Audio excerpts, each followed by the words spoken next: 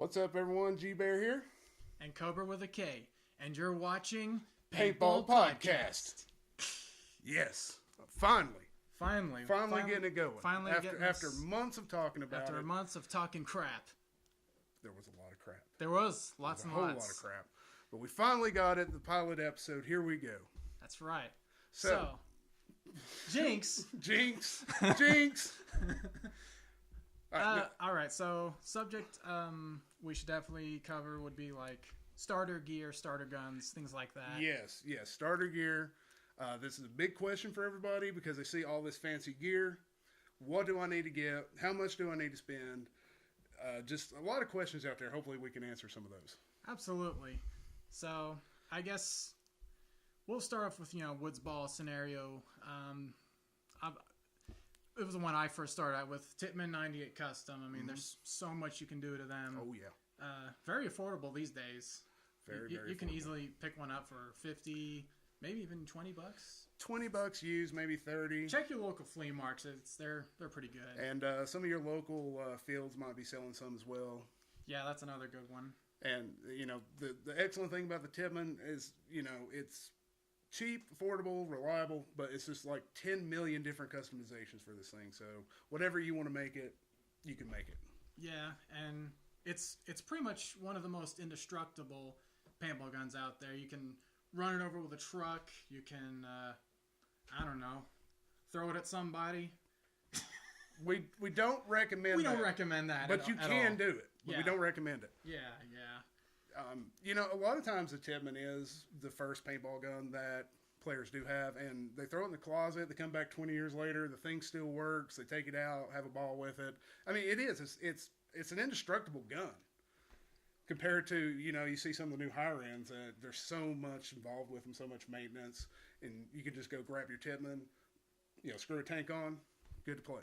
Another thing to touch up on, they've made several of the 98 Customs throughout the years, and the older ones are really nice too, but the newer ones that have that ACT, which stands for anti-chop technology, it's really good.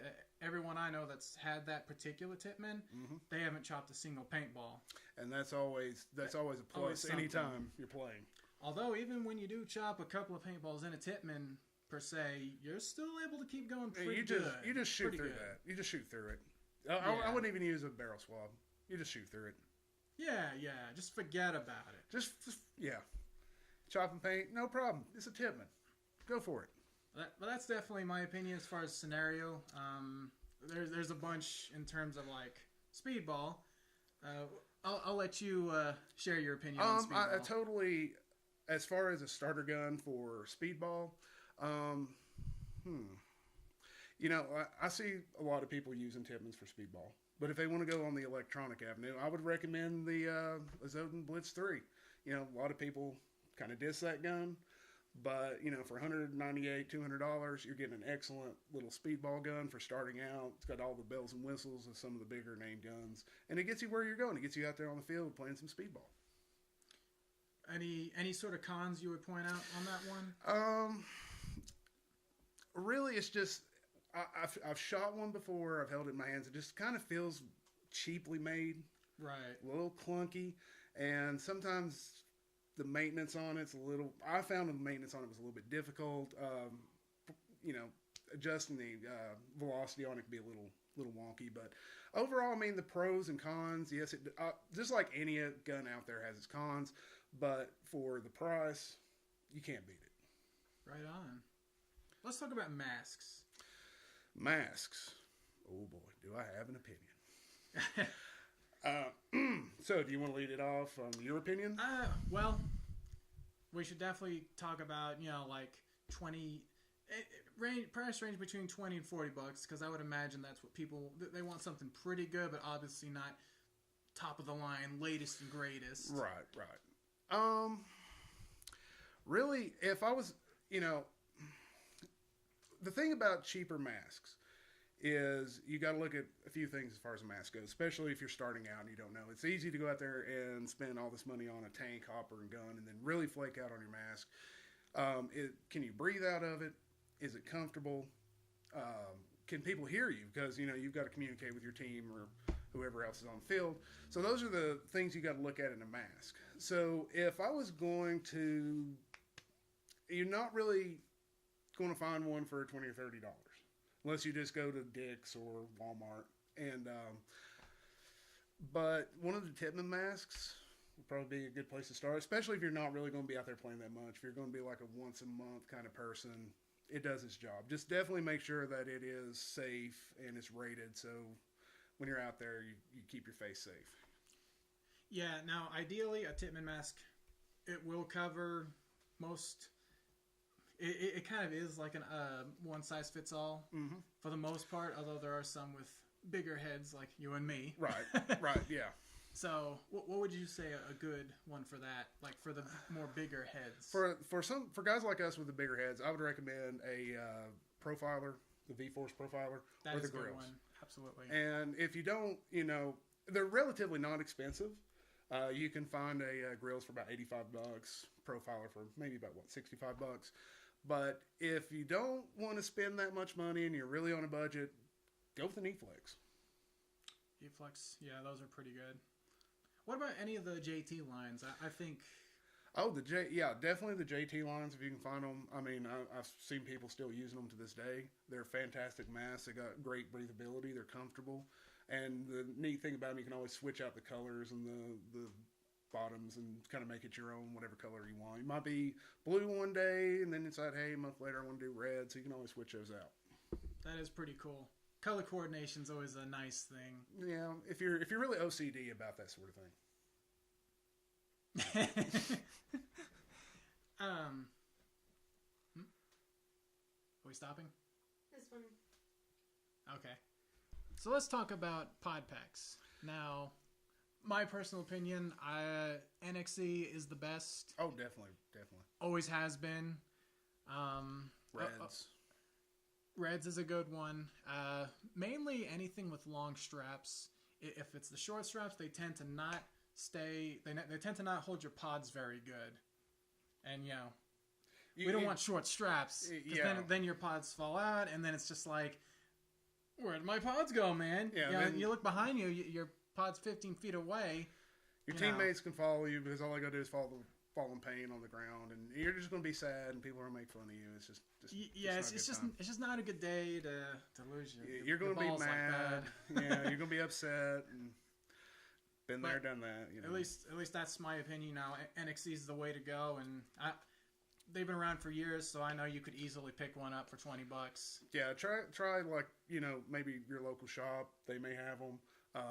If you can't find one there, try some buy sell trade sites. They usually always have. Somebody has an NXE. PB Nation. PB Nation. The eBay of paintball. Yeah, definitely PB Nation. You can always find somebody with an NXE, or if you can't find an NXE, maybe your Reds. If you're absolutely diehard on buying something new,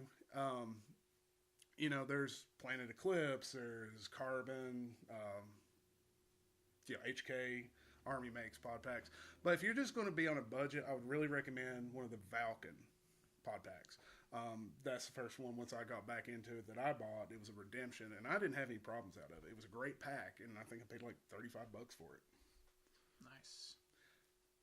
So, and one of the big recommendations on pod packs, don't get the ones where the pods go in sideways. No, that's a bad idea, especially if very. you're playing speedball. Woodsball, it might be okay, but even then, you just don't want these things sticking out. And it's like, oh, I'm out because pod packs hits, they count. They do count. So something to keep in mind. You want to keep that low profile. So yeah, definitely find an NXE. If you can find one, if you have to have brand new, definitely try one of the Valkens until you decide, hey, what kind of, if I'm going to play Woodsball, I'm going to play Speedsball. Definitely look into the Valken pod packs. And if you really...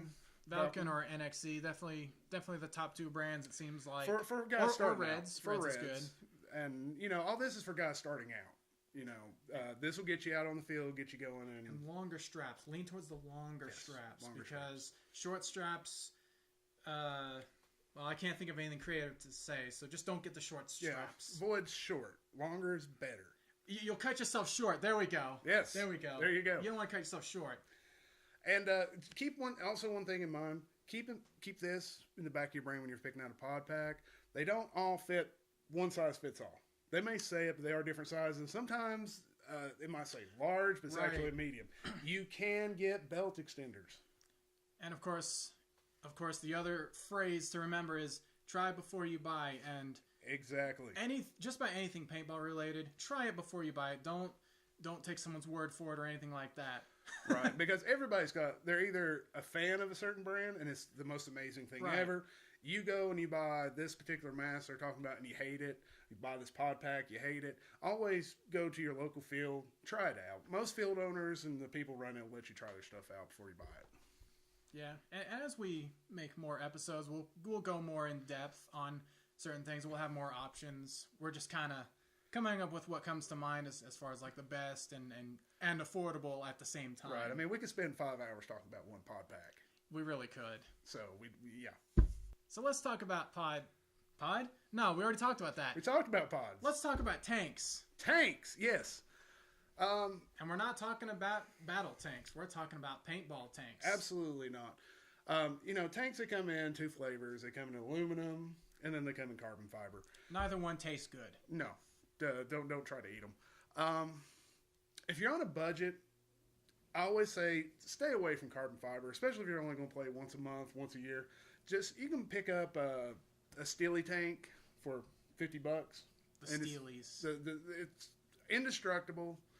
You can beat it around, and I wouldn't recommend hitting other players with it, even though you might want to sometimes. Generally, brand, it's not too much of a factor. I've never really come across a bad brand paintball tank.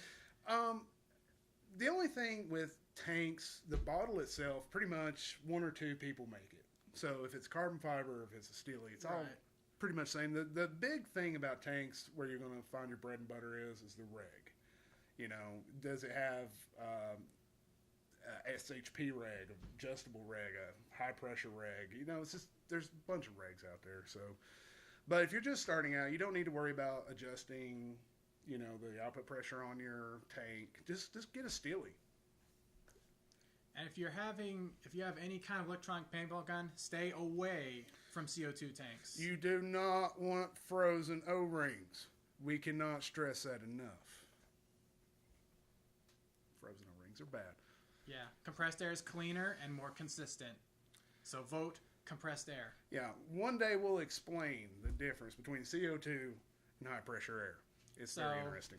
So as far as brands, I'll just go ahead and say it. If you're getting a Steely, I know for a fact Crossfire is a good one. Crossfire is not around anymore, but you can still obtain. You can still find them. You can still get their tanks. They're good tanks. Absolutely.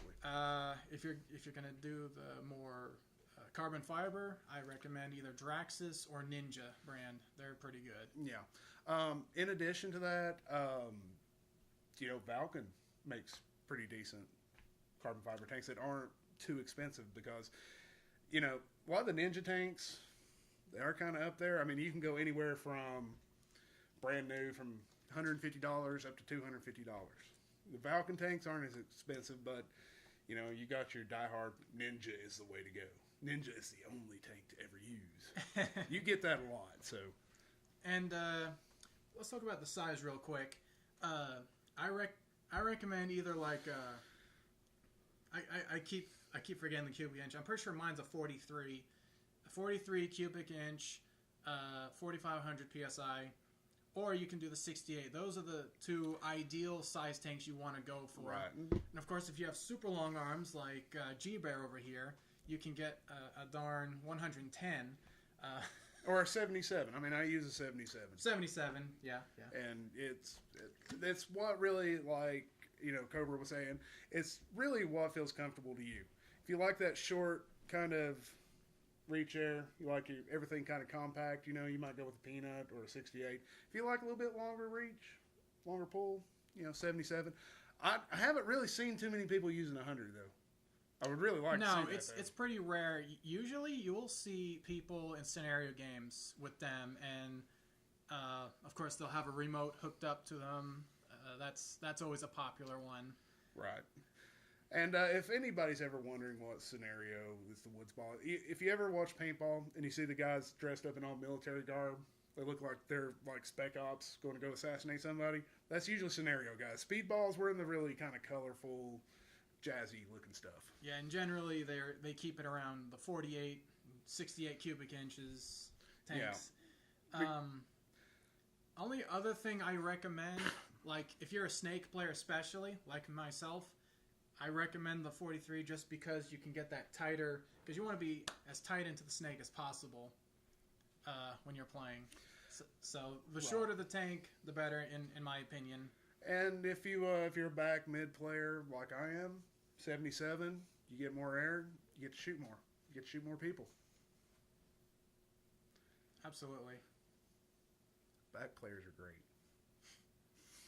Yeah, they generally tell you what's going on. Yeah, we're like the commanders of the field.